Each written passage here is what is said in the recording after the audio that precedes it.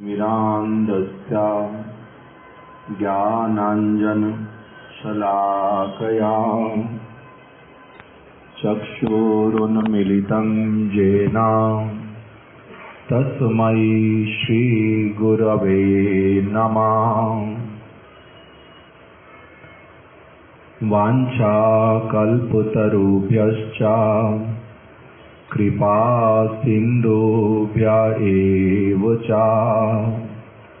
पतितानां पावनेभ्यो वैष्णवेभ्यो नमो नमः।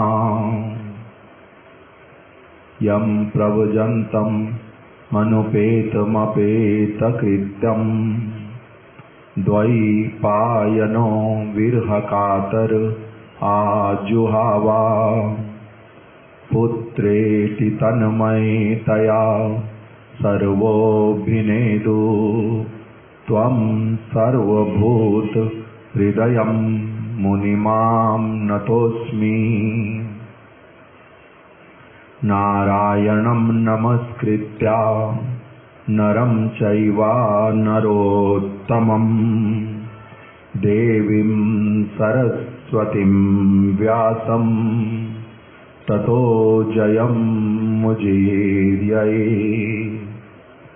नष्टप्रायेषु अभद्रेषु नित्यं भागवत सेवया भगवती उत्तमा श्लोके भक्तिर्भवति नैष्ठिकी। यस्यां वै श्रूयमाणायां कृष्णे परम पुरुषे भक्तिरुत्पद्यते पुंसां शोकमोहभयापहा। तमादिदेवं करुणानिदानं तमालवर्णं सुहृदावतारम् अपार संसार समुद्रसेतुं भजाम्यहं श्री भागवत स्वरूपम्। भागवत जेना माने से यवन साम जन्मे जन्मे तार शास्ता हन प्रभु याम। चारी वेद दधि भागवत नवनीत मतिलेन शुक खाइलेन परीक्षित। कृष्ण भक्ति रस रूप श्री भागवत ताते वेद शास्त्र हैते परम महत्व।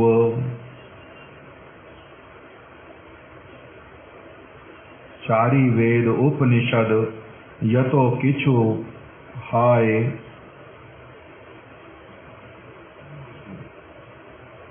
हमारे को ये स्पेलिंग से समझ नहीं आती हो, कैसे लिखा, गंदा गंदा एकदम। चारी वेद उपनिषदे जतो किछु काय जितो जतो किछु हाय। तार अर्थ लैया व्यास कैला संचय। जय सूत्र जय रूपे विषय वाचन भागवते सेई रूप श्लोक निवर्तन। ये मैं बाद में अपने हिसाब से करूं। अभी हम लोगों ने जो सारे श्लोक बोले वो पता। श्री कृष्ण चैतन्य प्रभु नित्यानंद श्री अद्वैत गदाधर श्रीवासादि गौर भक्त वृंद। हरे कृष्णा कृष्णा कृष्णा हरे हरे, हरे राम राम राम हरे हरे। जो मंगलाचरण किया जाता है ये प्राचीन वैदिक विधि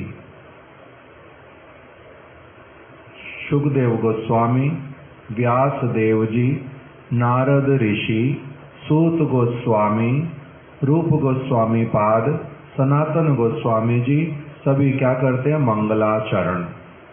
इसलिए कविराज गोस्वामी ने बोल दिया कि गुरु वैष्णव भगवान तीनेर स्मरण आए विघ्न विनाशन, अनायासे है निज वांछित पूरण।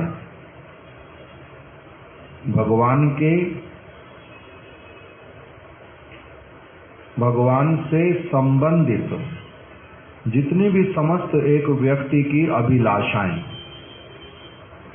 वांछाएं, वो सारी वांछाएं पूर्ण हो जाती। जो भी वांछा करो, समस्त वांछाएं पूर्ण होती हैं। कब?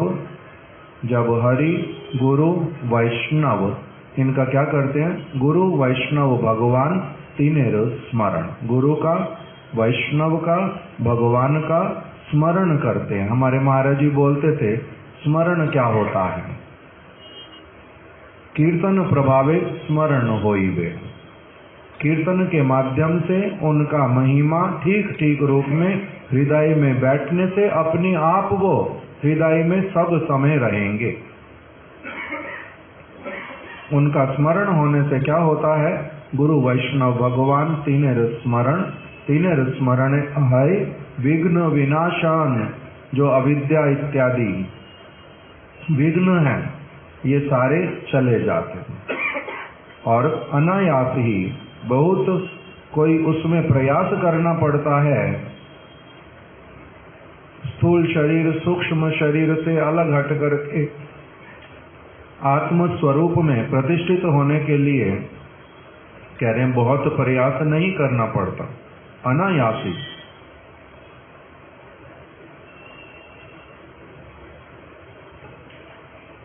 इसलिए मंगलाचरण करने की विधि, तो अभी हम लोग मंगलाचरण कर देते हैं किस प्रकार से, संस्कृत के श्लोकों से। किस लिए ऐसा पद्धति चला आ रहा, क्योंकि पहले सभी लोग संस्कृत अच्छी तरह से जानते थे, इसलिए संस्कृत में ही बोलने पर संस्कृत में सारे समझ लेते थे, इसलिए वो लोग संस्कृत में ही बोलते थे। और अभी तक भी फिर गुरु वर्ग संस्कृत में ही क्यों बोलते हैं? बहुत सारे लोगों को तो समझ भी आता नहीं कि क्या बोलते जा रहे हैं इसमें, तब भी गुरु वर्ग क्यों बोलते हैं? क्योंकि जो संस्कृत में जिस प्रकार से लिखा हुआ, उसमें जो शुद्धता, उसमें जो एक पवित्रता, जैसी वो भावनाओं का संचार करता है, यदि किसी को वो भाषा आती हो तब उसमें बहुत कम शब्दों में बहुत बड़ी बड़ी बात बतला दी जाती है। उस भाषा का ऐसा एक महात्म्य है कि बहुत कम शब्दों में बहुत बड़ी बात को बतला देते हैं। किंतु वही की वही चीज किसी और भाषा में करने पर उसको बड़ा करना पड़ता, विस्तार करना पड़ता है। तो इस कारण से भी संस्कृत में कुछ मंगलाचरण वाले वचन बोल देते हैं, किंतु बीच बीच में फिर उसकी व्याख्या भी करते हैं। जैसे गुरुदेव मंगलाचरण कर लिया, मंगलाचरण करने के बाद में फिर से बोलते हैं कि मैं सबसे पहले अपने परम आराध्य गुरु पाद पद्म नित्य लीला प्रविष्ट ओम विष्णुपाद श्री श्रीमद भक्ति प्रज्ञान केशव गोस्वामी महाराज जी के चरण कमलों की वंदना करता हूँ। पहले तो कर लिया, किंतु फिर से जो लोग जिस भाषा में समझते हैं उनको उसी भाषा में फिर से भी समझा देते हैं कुछ कुछ। उसी प्रकार से अभी हम लोगों ने जो भागवत से संबंधित जो श्लोक मंगलाचरण वाले किए, उसमें एक श्लोक कौन सा है जिसमें शुकदेव गोस्वामी की वंदना है, जो सूत गोस्वामी जी ने की थी। सूत गोस्वामी जी से शौनक आदि ऋषियों ने प्रश्न किए और उनके प्रश्नों को सुन करके सूत गोस्वामी उत्तर प्रदान करेंगे। उत्तर प्रदान करने से पहले उन्होंने अपने गुरुदेव शुकदेव गोस्वामी को प्रणाम किया क्या कह करके, यम प्रवजंतम मनुपेत मपेत कृत्यम द्वैपायनो विरह कातर आजुहावा पुत्रेति तन्मयतया सर्वो विनेदु त्वं सर्वभूत हृदयम मुनिमाम नतोस्मि। मैं अपने गुरुदेव श्री सुखदेव गोस्वामी जी के श्री चरण कमलों में अपने आप को समर्पित करता हूँ, जो कैसे थे, जन्म के साथ ही साथ में परिव्राजक बन गए। माता के गर्भ से जन्म लेते ही जिन्होंने भगवत भजन के उद्देश्य से वन की ओर अपना मुख किया था, ऐसे वाला उनका महिमा, अर्थात जगत की किसी वस्तु के साथ में कभी उनका संबंध ही हुआ नहीं, ऐसे वाले मेरे गुरुपाद पद्म। दूसरा, ऐसे वाले गुरुपाद पद्म कि उनके पीछे पीछे उनके पिता व्यासदेव हा पुत्र कह करके जब उनको रोक रहे थे, तब उनकी ओर से, सुखदेव गोस्वामी की ओर से, अर्थात सुखदेव गोस्वामी ने कुछ बोला नहीं, उत्तर दिया ही नहीं, वो अपना चलते जा रहे। ये पीछे से पुत्र पुत्र पुकार रहे हैं और पीछे से जो उन व्यास जी को उत्तर दिया कि मैं रुकूंगा नहीं, मेरा यहाँ पर कोई संबंध नहीं है, मैं और स्थान पर जाऊंगा, मेरे को रोकना व्यर्थ होगा। ये जो सारा उत्तर ये किसने प्रदान कर दिया? पुत्रेति तन्मयतया सर्वो विनेदु त्वं सर्वभूत हृदयम मुनिमाम नतोस्मि।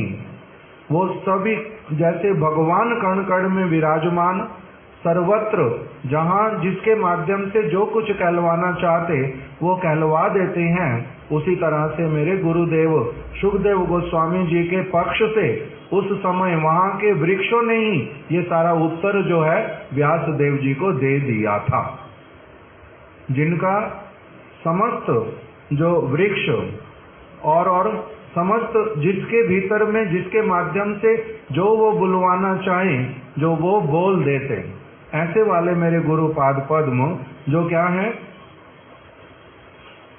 क्या दूसरी पंक्ति क्या है?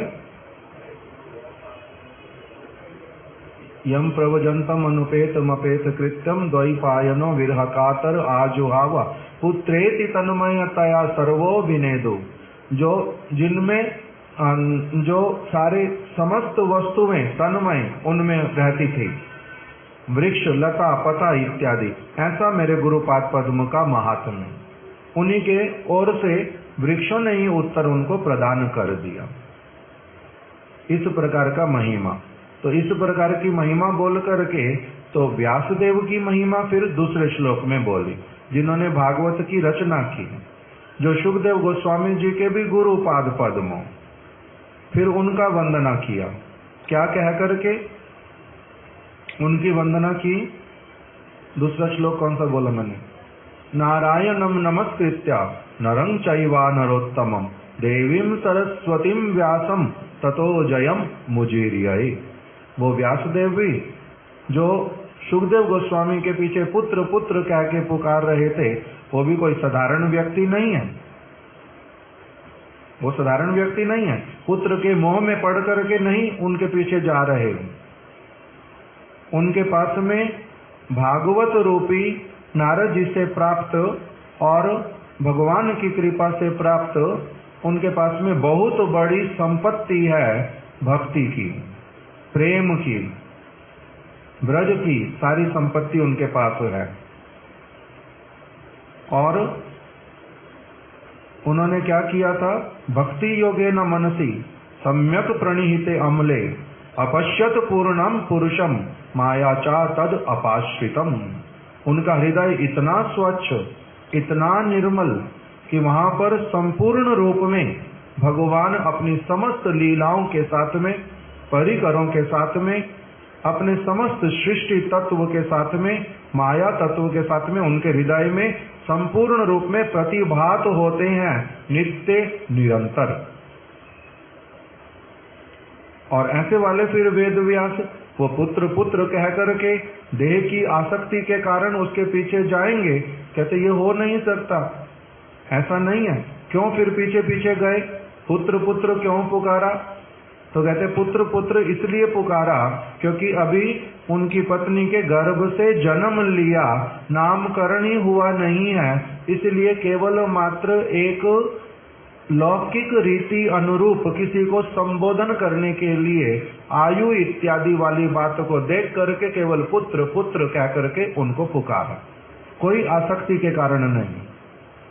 और दूसरा, उनके पास में भागवत रूपी रस, इसलिए उनके मन में था बहुत दिनों से कि ये बालक जो माँ के गर्भ में इतने दिनों तक वास कर सकता है, जिसको भगवान आकर के बोल देंगे कि माया तुम्हें स्पर्श नहीं करेगी, केवल मात्र गाय के सींग के ऊपर सरसों का दाना डालने से जितनी देर तक गाय के सींग पर सरसों का दाना रहता है उतनी देर तक केवल तुम्हें माया स्पर्श करेगी, जिसको भगवान ऐसा वचन देते हैं, ये बहुत योग्य व्यक्ति, यही मेरे द्वारा प्रदत्त जो भक्ति रस, इसको यदि ये ग्रहण कर लेगा तब क्या होगा? परम आनंद का बात होगा। तो गुरुदेव कहते हैं उनका जो पीछे पीछे दौड़ना वो किस लिए हुआ? क्योंकि उनके हृदय में एक छटपटाहट कि मेरे पास बहुत श्रेष्ठ वस्तु है और उसको प्राप्त करने के योग्य व्यक्ति का मिलना बड़ा कठिन होता है। ये मिला है इसलिए इसको अवश्य ही दे देता हूँ। ये कहाँ जा रहा उसको लिए बिना? ये वंचित क्यों हो रहा? अपने आप को वंचित क्यों कर रहा है?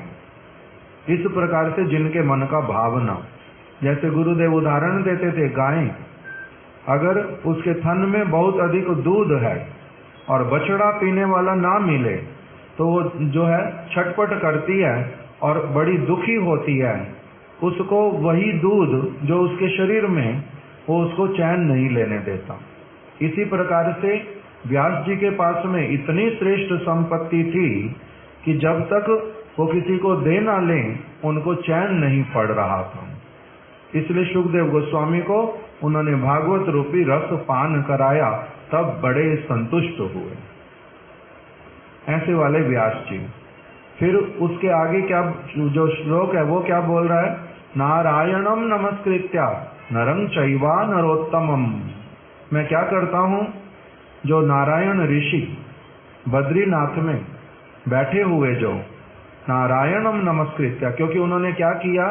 सबसे पहले उन्होंने ही इस वाणी को भागवत की, जिसका वेद व्यास जी ने आत्मसात किया नारद जी के माध्यम से। नारद जी को कहाँ से मिला?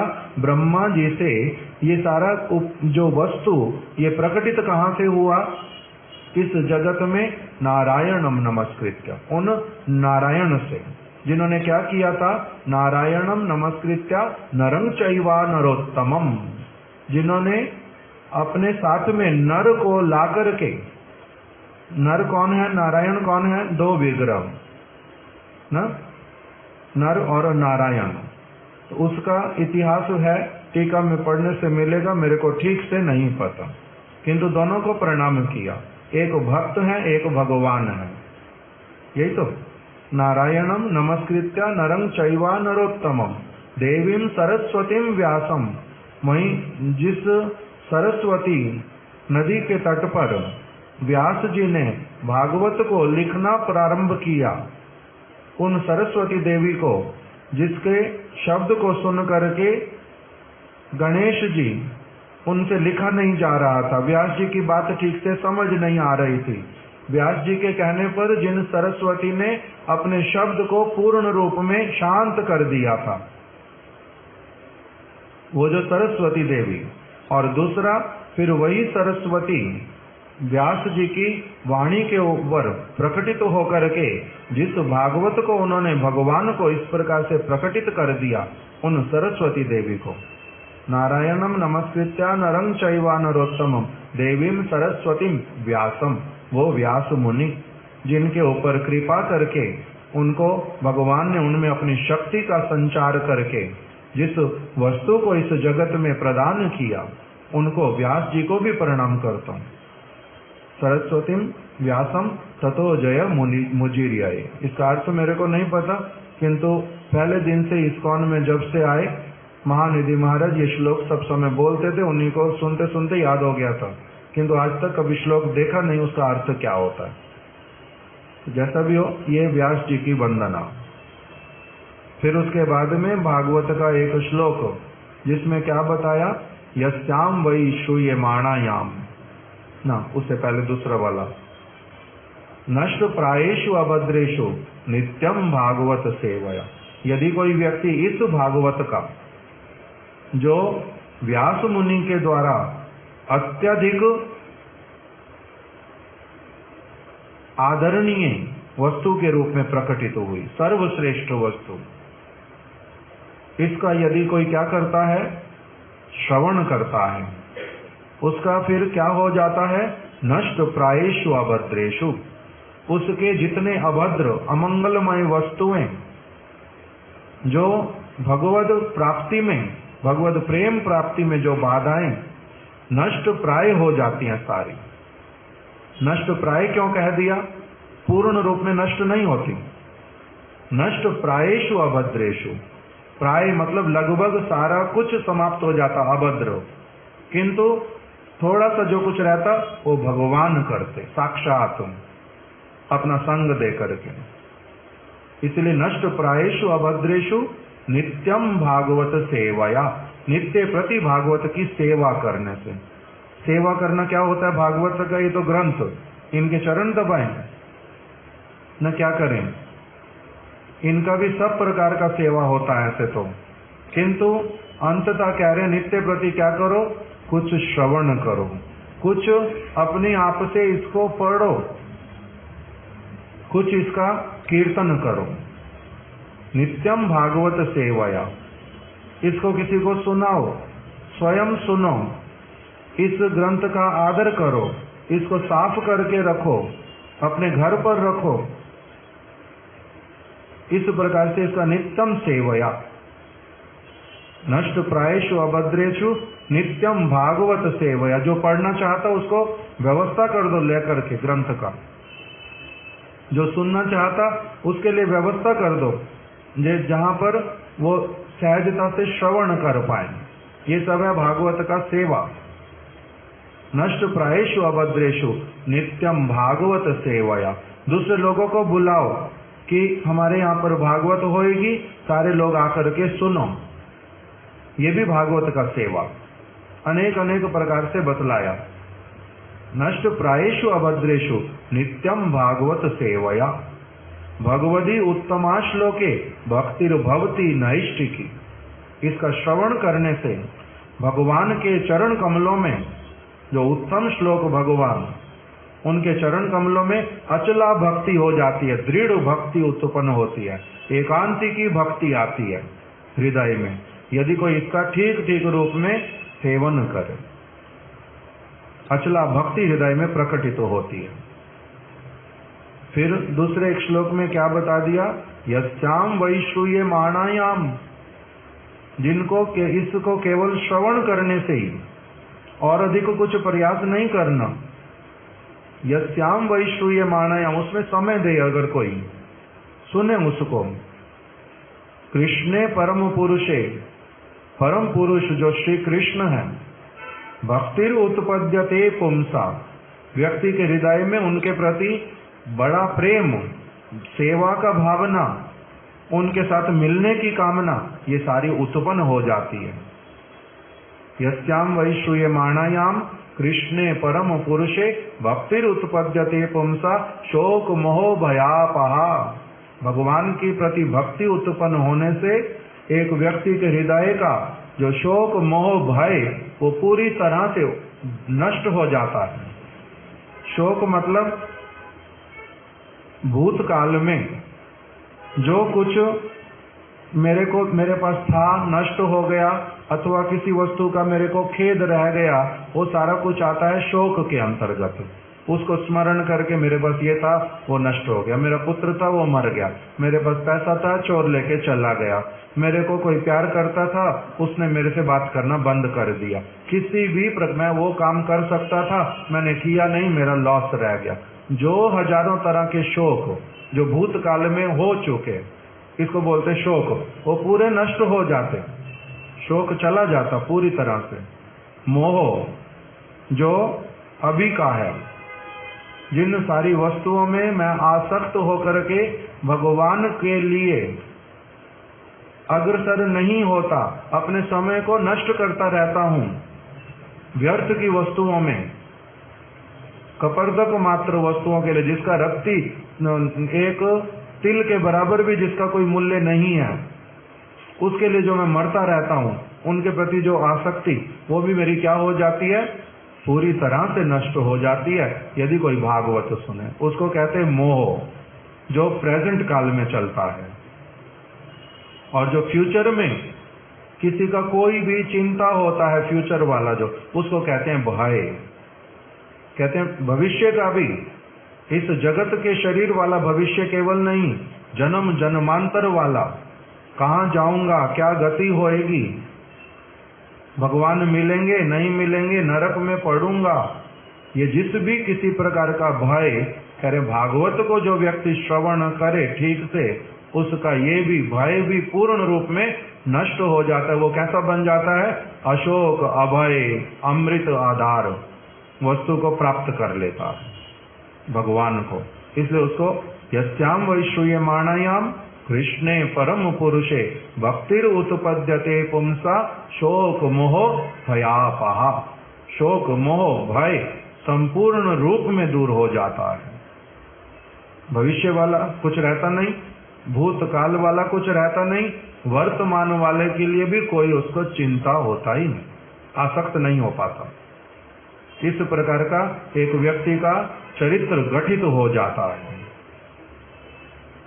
भय से निकल जाता पूरी तरह से। और कौन सा श्लोक बोल रहा है, भागवत जेना माने, हाँ, तमादि देवम करुणा निदानम तमाल वर्णम सूर्यदावतारम अपार संसार समुद्र सेतुम भजाम्यहम श्री भागवत स्वरूपम। हमारे महाराज जी बोलते थे कि किसी एक नदी में, बहुत बड़ी नदी अथवा समुद्र, उसको पार करना कितने लोगों के लिए संभव होता है, तैर करके कम लोगों के लिए, किंतु अगर उसके ऊपर ब्रिज बना दिया जाए लोगों को बड़ी सुविधा रहती।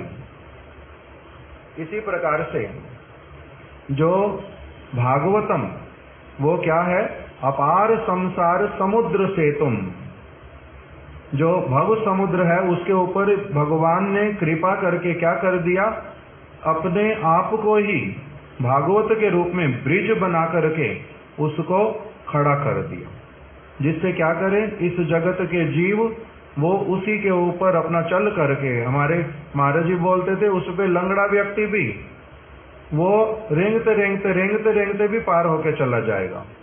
नदी में पार कर सकता, रेंगता हुआ व्यक्ति समुद्र पार कर सकता है, जिसका लंगड़ा है, जो पैर नहीं है, वो नहीं पार कर सकता। तो इसलिए ब्रिज बनाने से उसके ऊपर अंधा व्यक्ति, लंगड़ा व्यक्ति, लूला व्यक्ति, बहुत प्रकार के वो बड़े सहज रूप में, और जो बलवान भी हैं उनको भी अपना बल जल में बहुत अधिक नष्ट नहीं करना, भयभीत नहीं होना, इसके ऊपर से आराम से जा सकता, बीच बीच में विश्राम कर सकता। जल में विश्राम करेंगे तो समुद्र में सो जाओ 2 घंटे, उसके बाद में फिर से जाना शुरू करेंगे, जहां तक आ गए होएगा, वो वाला होता नहीं। किंतु इस ब्रिज के ऊपर क्या कर लेते हैं, सब प्रकार का सुविधा। इसलिए उसमें बतला दिया कि ये भगवान ही हैं साक्षात, तमादि देवम, ये आदि देव, जो भगवान जिनका तमाल वर्ण है, तमादि देवम करुणा निदानम, जो करुणा के भंडार हैं, तमादि देवम करुणा निदानम तमाल वर्णम सूर्यदावतारम, जो सबके सूर्य हैं, सबको अपने हृदय के समान मानते हैं, सबके परम हितैषी, सूर्यदावतारम, ये भागवत, और भगवान से अभिन्न है। अपार संसार समुद्र से तुम, जो अपार संसार, इसको पार कराने में सबसे बड़ा जो एक शांति प्रदान करने वाला, सुख पूर्वक पार कराने वाला, जो ये भागवत, भजाम्य हम भागवत स्वरूपम, मैं भगवान के इस भागवत रूपी स्वरूप की वंदना करता हूँ, इस प्रकार से बताया। फिर जो चैतन्य भागवत वृंदावन दास ठाकुर ने बहुत सारे प्यार स्थान स्थान पर लिखे, भागवत की महिमा सूचक। हमारे एक महाराज जी थे, भुवनेश्वर में रहते थे, श्री गौर गोविंद महाराज। वो नित्य प्रति भागवत 3 घंटे 4 घंटे कथा करते थे, नित्य प्रति, कभी भी नागा नहीं जाएगा। और वो ये बहुत सारे जो चैतन्य भागवत के प्यार, वो भागवत से पहले सब समय बोलते थे। उसमें से कुछ कुछ मेरे को स्मरण, वो अभी बोल दूंगा, बाकी फिर कल सुनेंगे। एक में है भागवत जेना माने से यवन सम, जो भागवत को नहीं मानता, नहीं मानता अर्थात उसके अनुसार नहीं चलता, जीवन में जो उसको अपनाता नहीं है, जो उसके वचनों के अनुसार नहीं चलता, वो व्यक्ति क्या कहलाता है? यवन सम। भागवत जेना माने से यवन सम, वो वास्तविक रूप में यवन है। यवन मतलब, यवन का मतलब मल्लेश, यवन का मतलब अनाचारी, असदाचारी, भ्रष्ट, दुर्भाग्यशाली, इस प्रकार के जो सारे शब्द उसको एक साथ बोलते हैं। जो पापमय क्रियाएं करने वाला, जिसका बहुत अधिक पाप, उसको बोलते हैं यवन है, महापापी। भागवत जेना माने, भागवत के वचन के अनुरूप जो अपने जीवन को गठित करना नहीं सीखता, से यवन सम, कह रहे वो असदाचारी है, वो अदृश्य है, उसको देखना नहीं चाहिए, अस्पृश्य, उसका स्पर्श नहीं करना चाहिए, वो संग के पूर्ण रूप में अयोग्य, वो व्यक्ति असत्संग, सत्संग नहीं करते। भागवत जेना माने से यवन सम, तार शास्ता जन्मे जन्मे हम हन प्रभु यम, जो यमराज हैं जन्म जन्मांतर उसको शासन करते हैं, उसको दुख देते हैं, कष्ट भोग करवाते हैं। क्यों? क्योंकि ये भागवत के, भगवान के वचन अनुरूप नहीं चलता, कुछ नहीं लेता उसमें से अपने जीवन में। भागवत जेना माने से यवन सम, तार शास्ता जन्मे जन्मे हन प्रभु यम। और श्लोक कौन सा बोला था? चारी वेद दधि भागवत नवनीत, मथिलेन शुक खाइलेन परीक्षित। दूध के बीच में दही है, दूध में माखन है, दूध में घी है, ये सभी लोगों को देखने का योग्यता नहीं होता। दूध है, ये दिखाई दे रहा है, उसमें माखन कहाँ है, ये दिखाई नहीं देता सबको। इसलिए जो वेद, चारी वेद दधि, चार जो वेद, ऐसे वेद एक ही, अथर्व वेद, भगवान से जो प्रकटित हुआ, उसको वेद व्यास जी ने 4 भागों में विभाजित कर दिया, इसलिए 4 वेद बोल देते हैं, 4 भागों में डिवाइड कर दिया। इस चारी वेद दधि, वो जो वेद हैं वो दही के समान है, चारी वेद दधि। भागवत नवनीत, किंतु भागवत जो है वो क्या है?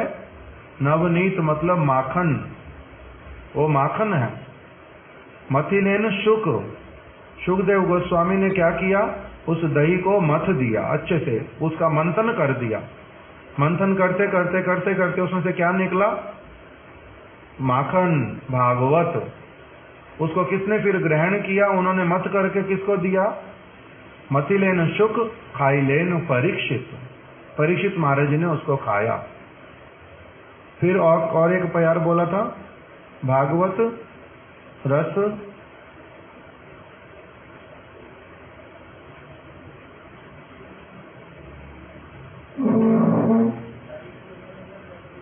चारी वेद उपनिषदे जतो किछु है।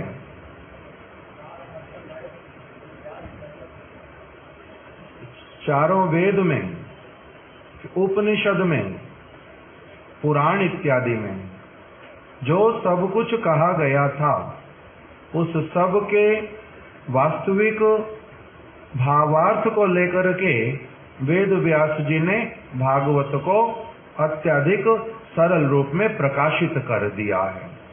इसलिए इसका महात्म्य समस्त शास्त्रों से अपने आप से सर्वाधिक हो जाता है। जैसे दूध का भाव कितना है? अभी दूध कितने रुपए लीटर मिलता है? 100 रुपए, 54 मान लो, दूध 54 रुपीस। दही उससे महंगी होगी तो कितना? मान लो 75। फिर माखन वो कितने रुपए किलो मिलेगा? दूध से दही बना, दही से माखन बनेगा, तो मत करके दही उसमें फिर जो माखन होगा वो और बहुत महंगा होगा। तो क्यों? क्योंकि वो क्या है? सार है, उसका मूल्य सबसे अधिक हो। तो इसी प्रकार से चारि वेद उपनिषद जतो किछु है, वेद में, उपनिषद में, महाभारत में, पुराण में जो सब कुछ कहा गया है वो मथते मथते आया है। उसमें और अधिक मथने पर जो माखन निकला वो कौन, क्या है? भागवत। इसीलिए भागवत को क्या बोलते हैं? माखन है ये। अब माखन से आगे घी भी होता है। घी फिर क्या है? हमारे महाराज जी बोलते थे, भागवत जहां पर समाप्त वहां पर चैतन्य महाप्रभु का कथा प्रारंभ। इसलिए वो किसके अंतर्गत आता है? फिर घी के अंतर्गत। भागवत को क्या बताया? माखन। मथी लेन शुक, दही को किसने मथ दिया? सुखदेव गोस्वामी ने। मथी लेन शुक, खाई लेन परीक्षित, उन्होंने माखन ग्रहण किया। और फिर वही माखन उसको उसमें से घी निकाल दिया परीक्षित महाराज जी ने स्वयं। क्या किया? अपनी माता उत्तरा देवी को जो भागवत का सार बतलाया, जिसका नाम बृहद भागवत अमृतम, वो क्या है? फिर घी। और वही महाप्रभु की शिक्षाओं का सार। इस प्रकार से ये जो भागवत है इसका बहुत महात्म्य बताया। एक श्लोक ऐसे वाला है और एक उसमें प्यार है एक और, जिसमें कहते हैं भागवत जो है उसके समान और कुछ नहीं।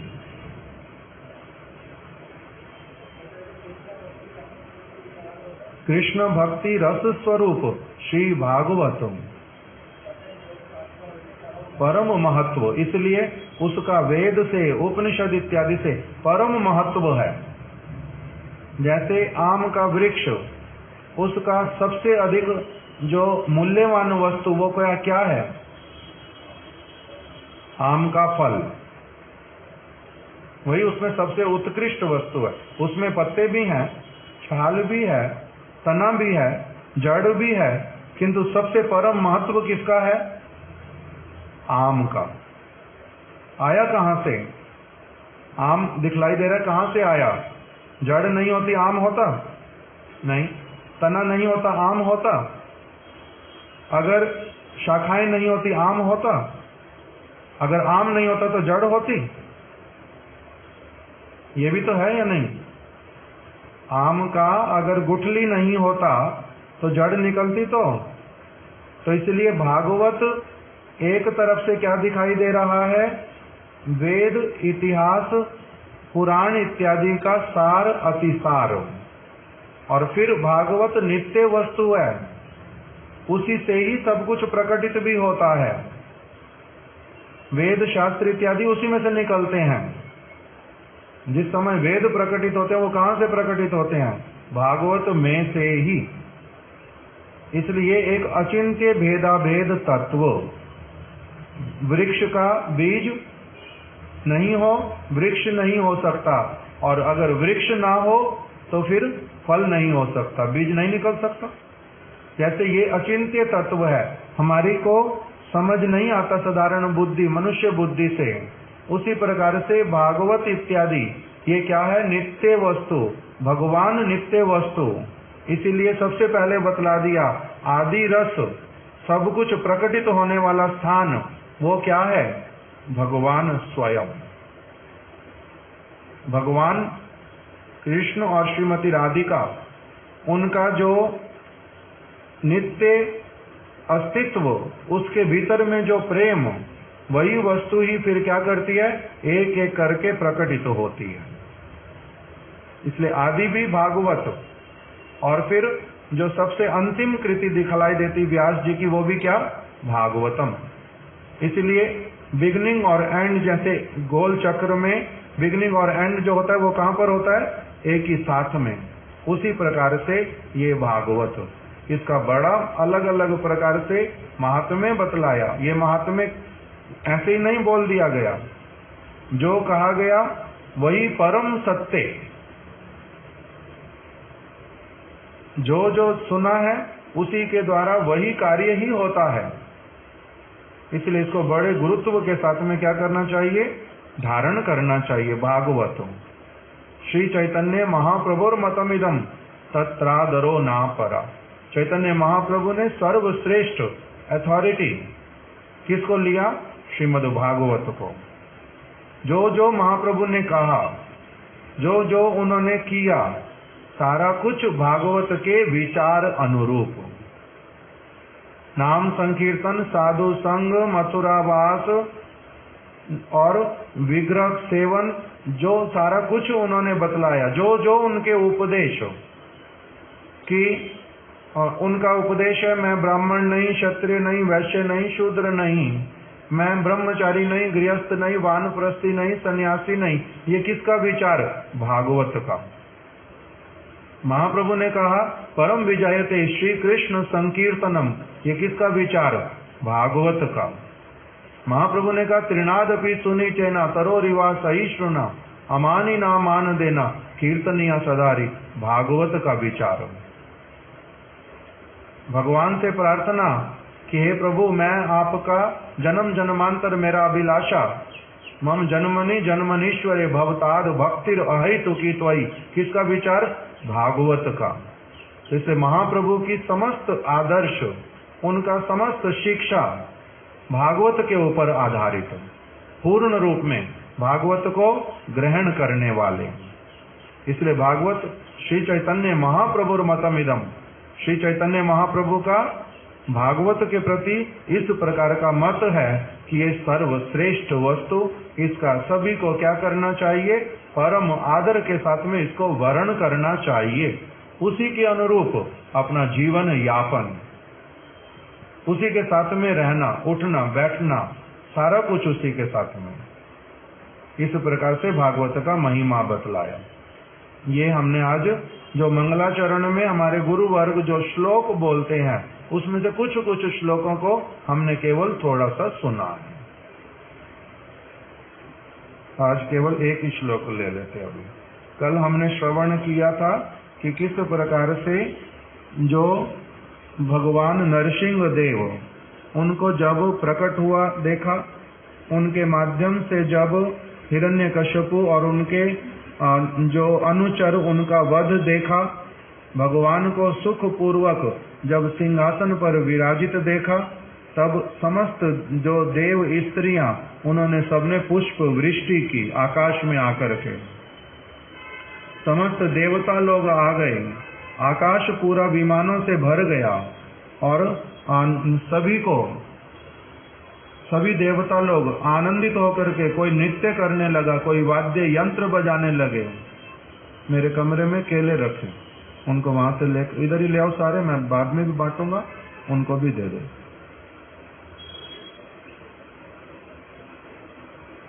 तो समस्त देवता लोग विमानों पर वाद्य यंत्र बजाने लगे, अप्सराएं नृत्य करने लगी, गंधर्व लोग बड़े सुंदर सुंदर संगीत वाले शब्द जो है वो निकालने लगे। सभी लोग परम आनंदित हो गए। ये कल हमने श्रवण किया था। दुंदुबियां बजने लगी, सब प्रकार के वाद्य यंत्र बजने लगे। तत्रोपव्रजे विबुधा वृक्षेन्द्र गिरी शादया ऋषया पितरा सिद्धा विद्याधर महोरगा मनवा प्रजानाम पतयो गंधर्वा सरचारणाम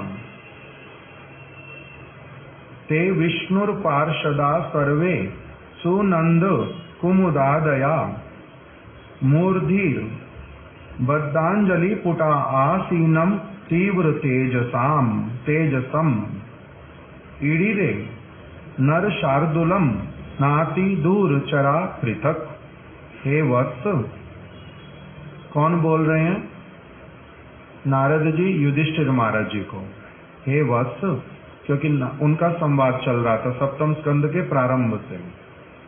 तो नारद जी युधिष्ठिर महाराज जी को कह रहे हैं, हे वत्स, तद अनंतर देवता लोग सारे आकाश में आ गए, देव स्त्रियां सारी आ गई, हिरण्यकश्यपु का वध हो गया। भगवान ने हिरण्यकश्यपु का सिंहासन जो है उसको कृपा पूर्वक स्वीकार किया, उसी पर ही बैठ गए।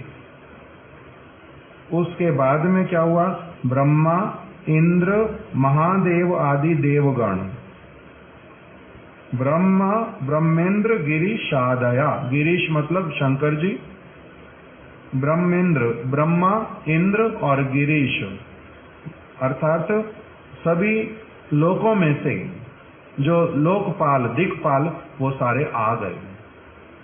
ब्रह्मा जी आ गए, इंद्र आ गए, महादेव आदि आ गए, और फिर ऋषि लोग, पितृलोक में से पितरगण, सिद्ध लोक में से सिद्धगण, विद्याधर, महासर्प जो सब अनंत देव के अनुचर, वो सभी आ गए। मनु प्रजापति गण, जितने समस्त प्रजापति इत्यादि, मनु इत्यादि, वो सभी आ गए। अप्सरो गंधर्वगण, अप्सराएं, गंधर्व इत्यादि आ गए।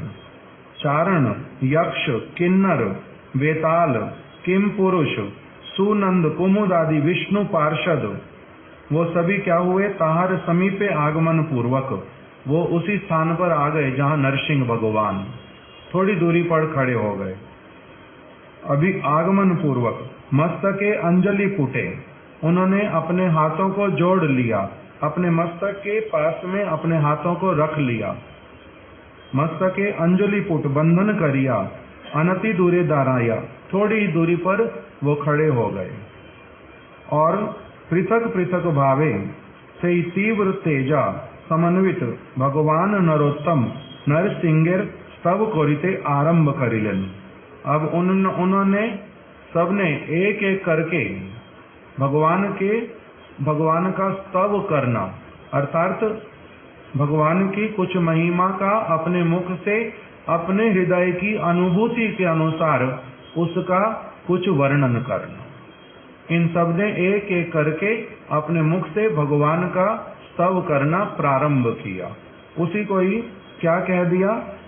पहला बोला श्री ब्रह्मो उवाचा, श्री ब्रह्मा जी ने कहा, फिर श्री रुद्र उवाचा, फिर इंद्र उवाचा, श्री ऋषिया ऊचु, श्री पितरा ऊचु, श्री सिद्धा ऊचु, श्री विद्याधरा ऊचु, श्री नागा ऊचु, श्री मनवा ऊचु, श्री प्रजापतय ऊचु, श्री गंधर्वा ऊचु, श्री चारणा ऊचु, श्री यक्षा ऊचु, श्री किम पुरुषा ऊचु, श्री वैतालिका ऊचु, श्री किन्नरा ऊचु, श्री विष्णु पार्षदा ऊचु।